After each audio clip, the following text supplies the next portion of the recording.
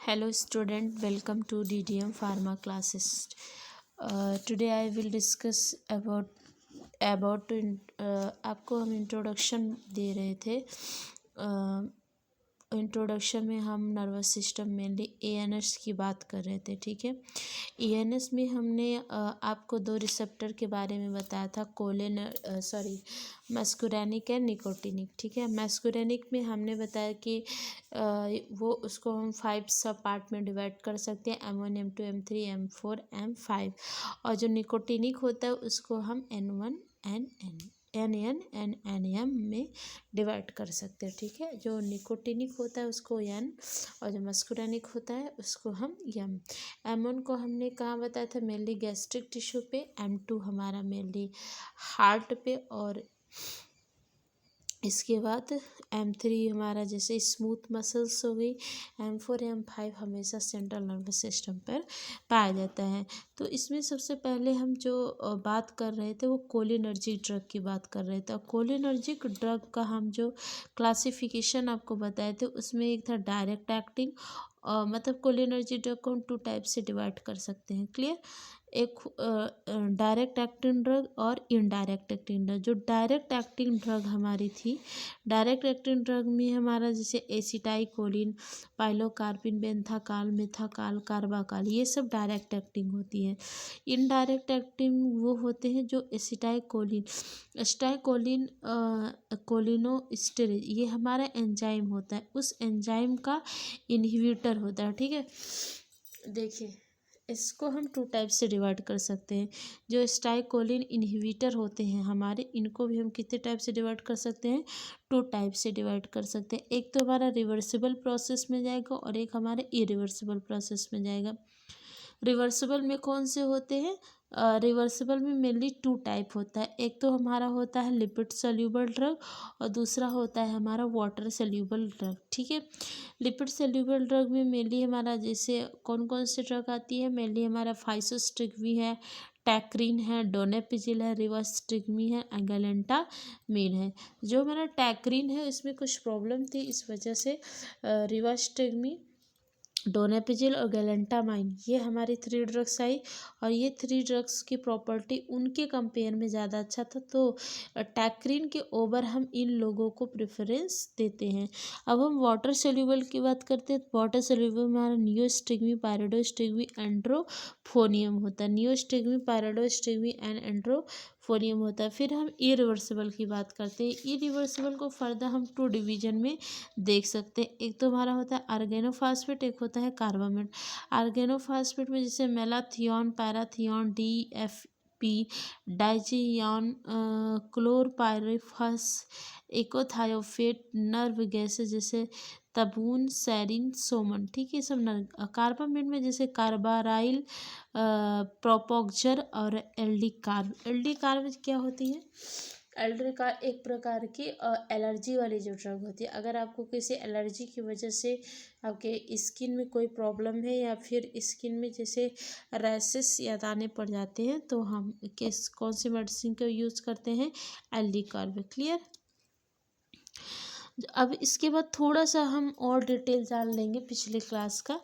इसमें direct acting drug होती हैं, जितनी भी डायरेक्ट एक्टिंग ड्रग हैं, डायरेक्ट एक्टिंग जैसे सिटाइकोलिन, पाइलोकार्पाइन, बेंथाकाल, मेथाकाल, कार्बाकाल, जितने भी डायरेक्ट एक्टिंग है वो सब ईस्टर ऑफ कोलिन हैं। और इनको हम नेचुरल एल्कोलाइड जैसे हमारा एसिटाइकोलिन, मस्कुरैनिक, निकोटिनिक, पाइलोकार्पिन, एक्रोनोलिन, और सिंथेटिक में मेथाकोलिन, कार्बाकाल एंड बेंथाकाल, मतलब एसिटाइकोलिन ही हमारा क्या होते हैं, एसिटाइकोलिन एंड पाइलोकार्पाइन, ये क्या होती है, natural acting drug, natural alkaloid होते हैं। किसका, डायरेक्ट एक्टिंग ड्रग का नेचुरल एल्कोलाइड ये।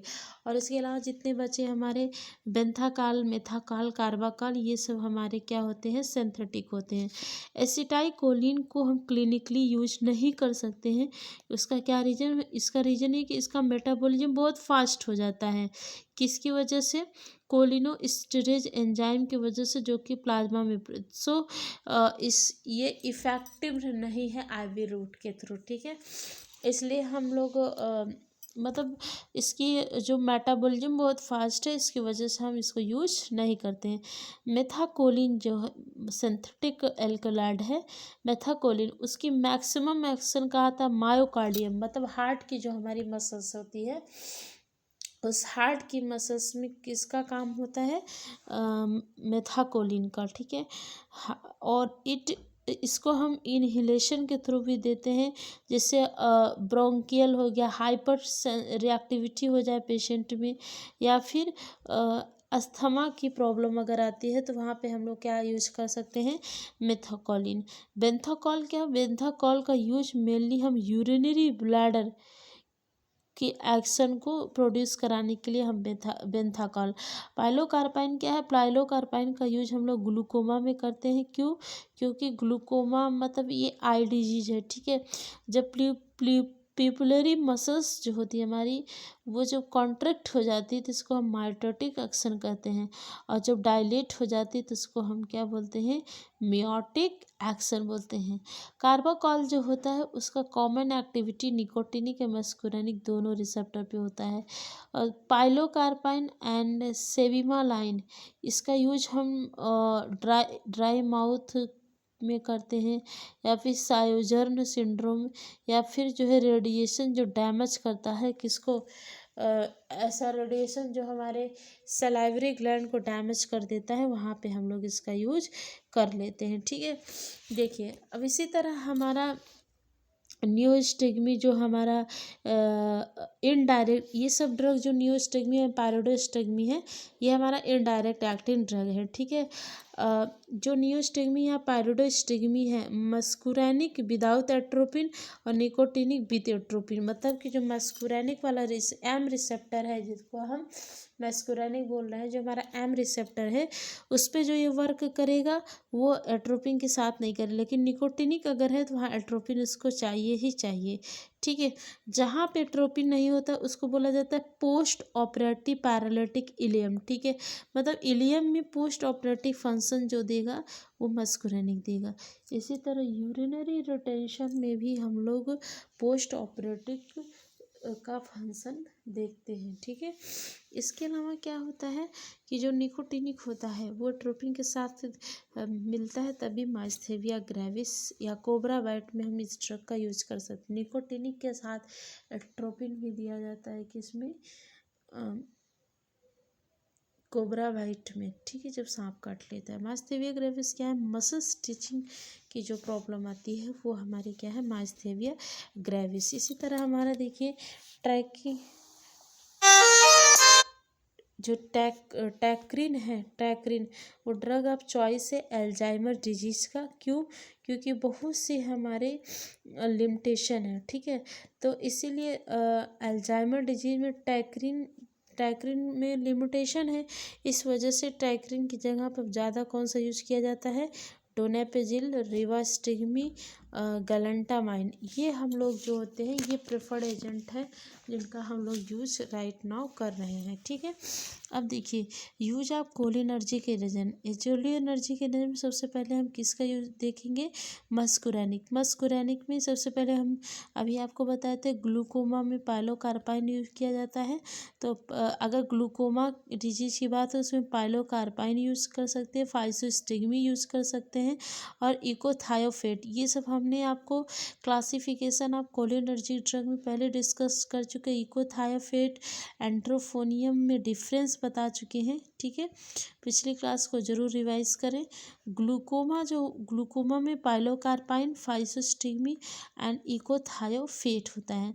इसी अल्जाइमर डिजीज में टैक्रिन ये सबसे पहले दिया जाता था, राइट नाउ इसको बंद किया गया है, थोड़ा इसमें कुछ प्रॉब्लम्स थी। तो डोनापेजिल, रिवास्टिगमी, गैलेंटामाइन, इन टैक्रिन के ओवर में इन सबको क्या करते हैं हम लोग प्रेफर कर लेते हैं, ठीक है।